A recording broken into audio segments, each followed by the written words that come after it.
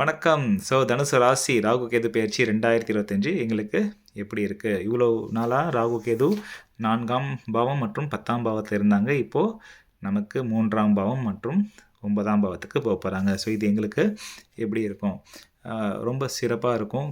கண்டிப்பா நோட் பண்ணிக்கோங்க. அதிர்ஷ்டம் அப்படின்ற ஒரு வார்த்தைய அது திடீர்னு உங்க வாசக்கதவ வந்து தட்டக்கூடிய காலகட்டம். நினைக்கவே இல்லங்க. சும்மா போனோங்க இந்த வீட்ட பார்க்கறதுக்கு. டக்குன்ட்டு காசு இருந்தது வாங்கிட்டோம். இல்ல யாரோ காசு குடுத்தாங்க வாங்கிட்டோம். கடன் வாங்கிட்டோம் அப்படின்னு அதிர்ஷ்டவசமா பூமி அமையறதுக்கான வாய்ப்புகள் இருக்கு. சில பேருக்கு திடீர்னு அதிர்ஷ்டவசமா மேல் படிப்பு அமையும். தொலைதூர பயணங்கள். சும்மா தாங்க அப்ளை பண்ணேன். பார்த்தா அவங்க ஸ்காலர்ஷிப் குடுத்து என்ன ஆஸ்திரேலியாவுக்கு வர சொல்ட்டாங்க அப்படின்ட்டு மேல போய் படிக்கிறது. இல்ல சில பேருக்கு வழக்கு, இல்ல வியாதி அதுலேருந்து கொஞ்சம் விடுதலை. இந்த மாதிரியான விஷயங்களும் நமக்கு நடக்க போகுது. சுய முயற்சி அப்படின்ற ஒரு வார்த்தையும் நீங்கள் கொஞ்சம் அண்டர்லைன் பண்ணிக்கோங்க. இப்போ தான் 3ஆம் பாவத்துலேருந்து சனி விலகி 4ஆம் பாவத்துக்கு போயிருக்காரு. அந்த 4ஆம் பாவத்து சனி அஷ்டார்த்தமத்து சனியாக இருந்தாலும் 7லேருந்து குரு உங்கள் ராசியே பார்த்து, அவர் குரு தான் ராசி அதிபதி, குருவோட வீடு தான் மீனமும். சனியோட எஃபெக்ட்ஸ் ரொம்ப இருக்கக்கூடாது.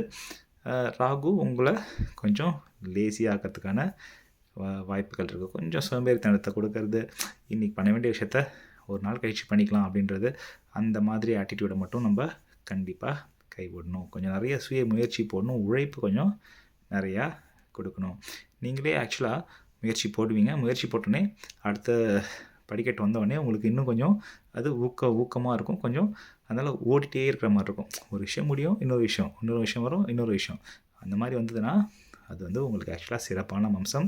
அதை கண்டிப்பாக வேலையிலேயே கூட ஒரு வேலைக்கு கொடுத்தாங்கன்னா ஒரு வேலை டக்குன்னு முடிச்சுட்டு அடுத்த வேலைக்கு நீங்கள் போனீங்கன்னா கொஞ்சம் பாலிட்டிக்ஸ்லாம் உங்களுக்கு குறையும்.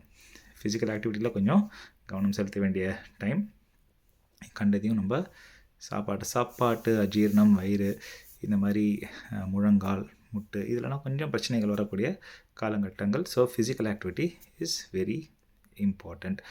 மற்றபடி இப்போ எனக்கு கல்யாணத்துக்கான நல்ல பிரைட்டான சான்சஸ் மே 2026 இருக்குது.